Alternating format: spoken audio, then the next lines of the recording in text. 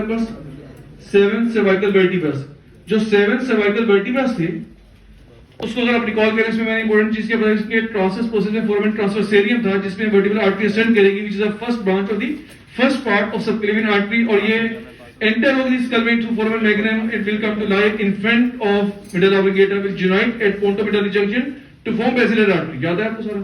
और इस vertebral artery की दो ब्रांचेस, एंटीरियर स्पाइनल आर्टरी और इसके अलावा PICA posterior inferior cerebral artery, ये सब आपने अंडरस्टैंड कर लिया था. फिर आपने हाइट बोन को अंडरस्टैंड किया था. हाइट बोन में आपके पास लेसर हॉर्न था, ग्रेटर हॉर्न और उसकी बॉडी थी ना. फिर उसके बाद आपने स्कल को डिस्कस किया. 22 बोन्स थी इसमें. स्कल के दो पार्ट्स में डिवाइड है, फेशियल स्केलेटन एंड स्कल को आप क्या कहते हैं? स्कल को आप कैलवेरिया भी कहते हैं, और इसमें दो पार्ट्स है, क्रेनियम एंड फेशियल. और इसमें हमने 22 बोन्स को अंडरस्टैंड किया था. कुछ पेड थी और कुछ अनपेड बोन्स थी. बोन्स को मैंने रिकॉल कैसे करवाया था? बोन पे आप हाथ रखें, बोन अपना नाम खुद बताएगी. इस बोन का नाम क्या बताया था हमने? Frontal bone. इसका नाम नेजल के बिल्कुल पीछे लैक्रिमल. और इससे आप यहाँ पे आए तो ये आपके पास ज़ैगोमेटिक बोन, ये आपकी मैक्सिलरी बोन, ये आपके पास टेम्पोरल बोन. नेजल कैविटी में आप एंटर हो जाएंगे तो उसमें सब सेप्टम में आपके पास क्या था? एथमॉइड बोन और वोमेट था. और लेटर वॉल ऑफ नोज में चले जाए तो आपके पास इंफीरियर नेजल कॉन का और पेराटाइन बोन आपने नोट किया था. मैंडिबल, ये आपके पास ये आपकी दो पैराइटल बोन्स हैं. इसके अलावा ये ऑक्सीपिटल बोन, और स्कल के अंदर जाए तो आपको स्फिनाइड बोन आपने अंडरस्टैंड. टोटल 20 बोन्स आपके सामने. ठीक है, कुछ पेड और कुछ अनपेड. जो आपकी इंपॉर्टेंट बोन जिनका मैंने डिस्कस किया था, एक मैंडिबल को डिस्कस किया था. अगर मैंडिबल को रिकॉल करें, इसका एक कॉर्नोइड प्रोसेस था, एक आपका कॉन्डोलाइट प्रोसेस था. रेमस थी और ये उसकी बॉडी थी. अगर आप रिकॉल करें, जो कॉर्नोइड प्रोसेस पे आपका टेम्पोरल मसल अटैच हुआ था, कॉन्डोलाइट प्रोसेस पे आके लेटरल टेरिगोइड मसल ने अटैचमेंट की थी. रेमस के मीडियल एस्पेक्ट पे मीडियल टेरिगोइड मसल और लेटरल एस्पेक्ट पे मेसिटर ने आके अटैचमेंट की थी. बॉडी के अंदर एक सबमैंडिबुलर फोरामेन, जहां से क्या चीज एंटर करवाई थी आपने?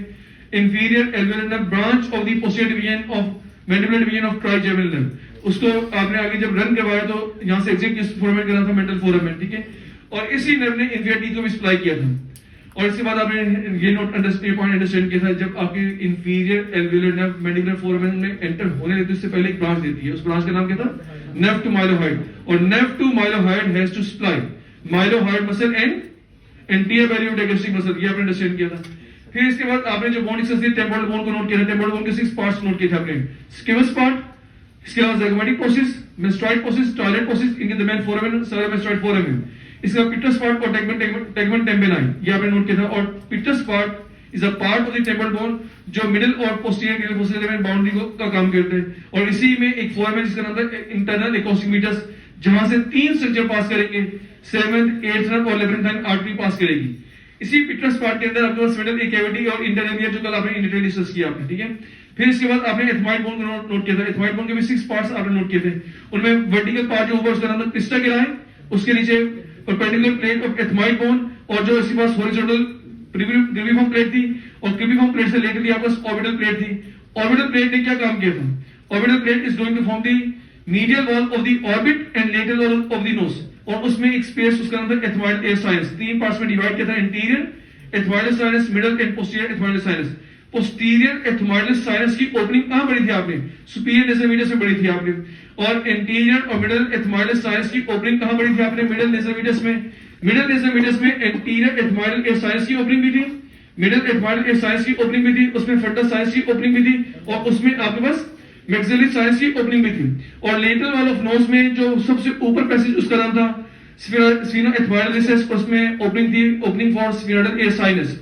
सबसे नीचे वाले पैसेज का नाम था इंफीरियर नेजल मीडियस, और उसमें एक ही ओपनिंग थी, ओपनिंग ऑफ नेज़ोलैक्रिमल डक्ट. याद है ना आपको?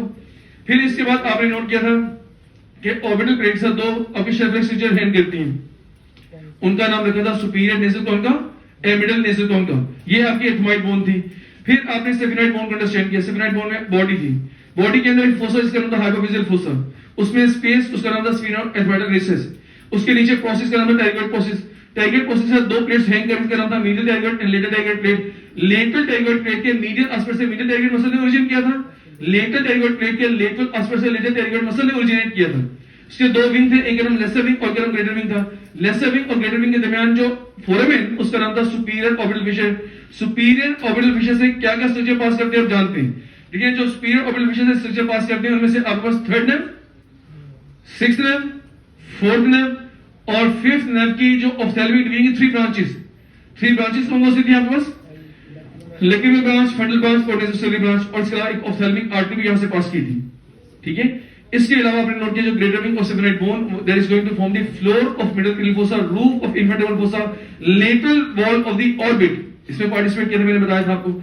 इसमें 3 फोरामेन से, एक फोरामेन का नाम क्या था, mnemonics SOR source spinosum ovale rotundum. Spinosum से मिडल मेनिंजियल आर्टरी पास करवाई थी, ओवेल से मैंडिबुलर डिवीजन को पास करवाया था। फोरामेन रोटेंडम से आपने मैक्सिलरी डिवीजन को एग्जिट करवा के टेरिकोपेडल फोसा में लैंड करवाया था, ठीक है। और बॉडी ऑफ सेफेनोइड बोन के लेटरली एक किनार थी, उसका नाम था टैरगेट कैनाल, और इसके कंटेंट का नाम था nerve to pterygoid canal, which is formed by the union of greater petrosal nerve having parasympathetic fibers coming from lacrimatory nucleus of 7th cranial nerve, और सेकंड नर्व जो इसमें मिली थी उसका नाम deep petrosal nerve having post ganglionic sympathetic fibers coming from superior cervical sympathetic ganglion coming from T1 spinal segment। याद आया आपको सारा।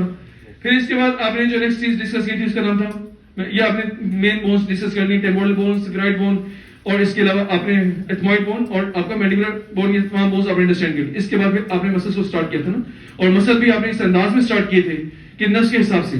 तो सबसे पहले नर्व आपने नोट किया जो फर्स्ट 2 नर्व्स है वो प्योर सेंसरी है, वो किसी मसल को सप्लाई नहीं करती। 3rd, 4th और 6th ने आपके आई बॉल के मसल को सप्लाई करना है। मैंने फिर आई बॉल पे आपसे डिस्कशन की थी, मैंने आपसे बात की थी जो आई बॉल है उसकी जो मूवमेंट है 3 एक्सिस के अराउंड की थी ना आपने। जो आई बॉल जिन एक्सिस के अराउंड मूवमेंट करती है, एंटीरियर पोस्टीरियर एक्सिस था, वर्टिकल था और ट्रांसवर्स एक्सिस था। एंटीरियर पोस्टीरियर एक्सिस के अराउंड आपकी आई बॉल किस तरह क्या करेगी, उसमें 12 of clock position of the cornea या तो टुवर्ड नोज मूव करेगी, इंटॉर्शन कहलाएगी, या अवे फ्रॉम नोज को आप एक्सटॉर्शन कहेंगे। आप 2 मसल इंटॉर्शन करवाते हैं और 2 मसल एक्सटॉर्शन करवाते हैं। वर्टिकल एक्सिस के अराउंड या आई बॉल मीडियली मूव करेगी या लेटरली मूव करेगी, और आपका जो ट्रांसवर्स एक्सिस उसके अराउंड आपकी आई बॉल या ऊपर मूव करेगी या डाउनवर्ड मूव करेगी। और 2 एक्सिस में रेफरेंस पॉइंट का नाम था प्यूपिल, और एक एक्सिस में रेफरेंस पॉइंट का नाम था 12 of clock position of the cornea. फिर आपने नोट किया जितने भी आई बॉल के मसल्स उनको 2 ग्रुप्स में कैटेगराइज करते हैं based on location, intraocular and extraocular. Intraocular में पेपरली मसल में 2 मसल थे आपको, पेपरली कॉन्स्ट्रिक्टर एंड डायलेटर, और एक सिली मसल था।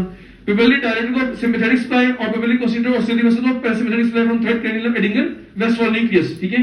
और आपके 7 एक्स्ट्रा ऑकुलर मसल्स थे, उसमें levator palpebrae superioris, superior rectus, inferior rectus, medial rectus, lateral rectus, superior oblique और इंफीरियर ऑब्लिक। आज मैं यहाँ स्टॉप इसलिए कर रहा हूँ कि नमाज का टाइम हो चुका है। तो देखिए अब मुझे बताएं 5 मिनट्स में कितना कुछ रिवाइज कर लिया जो आपने काफी लेक्चर्स में किया।